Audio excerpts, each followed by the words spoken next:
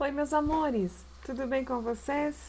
Olha, nós aqui novamente vamos falar aqui de entrevista oral, módulo 139 e 140.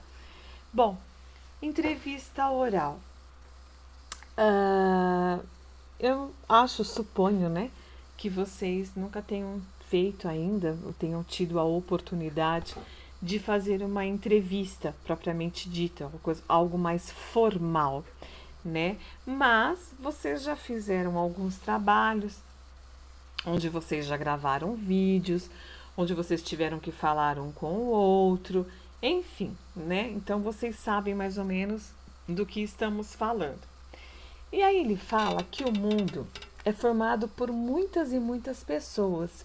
E nesse mar de gente que se distribui por todos os cantos do planeta, encontramos infinitas especialidades. Há quem cozinhe como poucos. Também existem aqueles que possuem conhecimentos profundos sobre neurociência. Devemos lembrar ainda que há quem analisa com propriedade determinada estrutura social. Enfim, os seres humanos têm habilidades muitas vezes impensáveis, que, quando desenvolvidas, os singularizam diante da coletividade. Então veja aqui, olha, uma série de situações, né? Eu tenho cozinheiro, eu tenho médico, eu tenho mecânico, eu tenho comerciante ali com a maquininha, eu tenho engenheiro, né? Eu tenho um eletricista e tenho também um matemático ali, né? Digamos assim. Partindo desse fato, seria pouco interessante que conhecimentos tão diversos não pudessem ser divulgados, a fim de democratizá-los.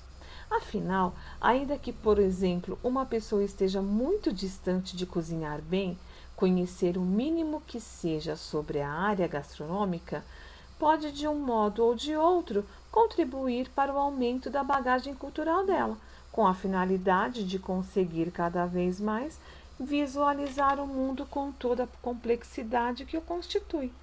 Ok? Uma maneira de divulgar conhecimentos é por meio da entrevista. Muito provavelmente você lembra que, nesse gênero, uma pessoa que ocupa a função de entrevistador faz perguntas a outra pessoa que ocupa a função de entrevistado. Tais perguntas se orientam por determinado assunto, geralmente aquele que seja dominado pela pessoa entrevistada. Na entrevista reproduzida a seguir, por exemplo, dirigem-se perguntas a uma historiadora e pesquisadora do futebol feminino na América Latina. O assunto não poderia ser mais pertinente. Ela é questionada sobre a dinâmica do futebol feminino no Brasil. Olha que interessante, olha que bacana, pessoal. Eu tiro o chapéu para a mulher que gosta de futebol, que entende das regras, que entende as coisas. Eu acho isso muito, muito valioso. Aliás, eu tiro o chapéu para toda mulher que consegue desempenhar o mesmo papel que o sexo masculino também faz muito bem, sabe?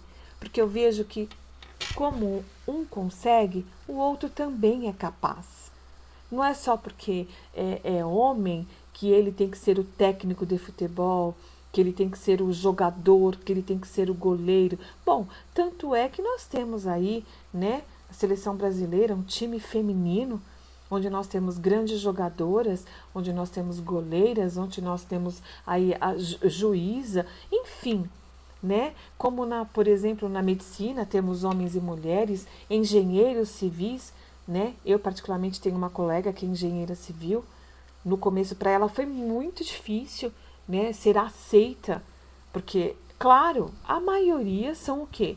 Homens, tá? Ah, por quê? Porque é complicado ser um engenheiro civil, porque tem que ficar o tempo todo ali lidando com as obras, nos cálculos. Mulher não gosta de ir lá atolar o pé na terra, lá fazer testes de água, examinar o solo, enfim, porque para tudo isso tem o quê? Tem a presença do engenheiro.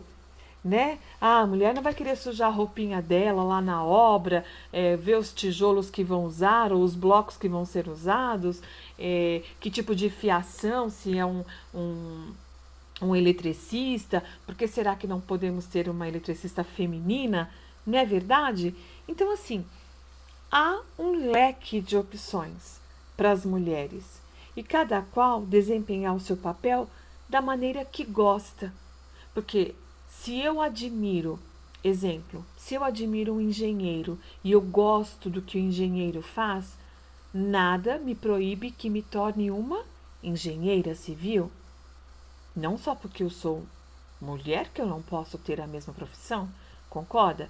Mas eu tenho que gostar para que eu possa desempenhar o meu papel de maneira correta, que eu possa dar o melhor de mim naquela profissão, não na competitividade. Eu não tenho que competir com o meu colega de trabalho, eu tenho que simplesmente ser profissional.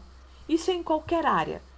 Eu seja um advogado, eu seja um médico, eu seja uma nutricionista, uma cozinheira, por exemplo. Quantos cozinheiros famosos nós temos? Esses dias eu estava assistindo esses programas de cozinha, onde teve aí o chefe que dava ali os pratos para o pessoal fazer. Poxa vida, homens e mulheres desempenhando seus papéis assim magnificamente, muito bem, sabe? Então não temos mais isso. Só que, infelizmente, existem ainda algumas mentes fechadas para isso. Infelizmente existe, né? É uma pena, mas acontece, ok? Bom, e aqui nós temos então um pequeno texto que fala: estar abaixo de Marta não deveria ofender um homem, diz a pesquisadora, ok? Que é a nossa pesquisadora aqui que fala sobre o futebol, tá bom? Então aqui tem uma entrevista, tá? E ela vai respondendo aqui os questionamentos, ok? Fala sobre a Marta, tá? O auge da carreira, tá? E aqui ele fala o seguinte: embora tenha sido publicada por escrito essa entrevista, ela acaba apresentando aí marcas de oralidade, o que revela que ela ocorreu por meio da fala. O maior exemplo disso são as indicações de risos que ocorrem entre colchetes. Sim, eu vi, achei o batom dela ótimo. Né? Então tá contando ali que a jogadora acabou se apresentando ali, foi desempenhar o seu papel maquiada, olha lá, e ela ainda fala do batom, ok? É muito forte, não sei, não era útil, é quase como uma pintura de guerra, tá? Então veja bem aqui algumas coisas que ela faz em relevância a isso, tá bom, pessoal? Bom, aí nós temos também o entrevistado, né? Que também é a mesma coisa. Depois de escolher o assunto que vai nortear aí a entrevista, é necessário eleger o entrevistado mais pertinente.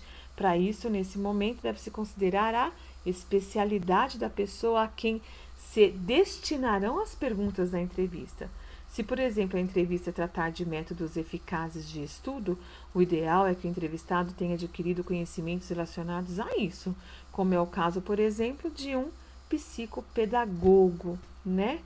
Então, olha aqui, aí nós temos também as informações, que é escolhido o entrevistado, né? E é importante coletar informações sobre ele, sobre a temática da entrevista. Isso significa que antes da entrevista se realizar, o entrevistador precisa se preparar para a interação com o seu entrevistado, né? E que seja aproveitado da melhor maneira possível. Isso, ele fala que sobre esse ponto, a entrevista possa seguir de caminho não previsto, a depender das informações apresentadas pelos entrevistados, mas nas respostas dele. O entrevistador deve organizar um roteiro de perguntas para que o conjunto das entrevistas faça sentido ao público. Desse modo, é necessário que as questões estejam concatenadas, né, de tal modo, de maneira que se crie aí um percurso coerente, ou seja, que ele consiga dar toda a ênfase aí para a entrevista dele. Ok, meus amores?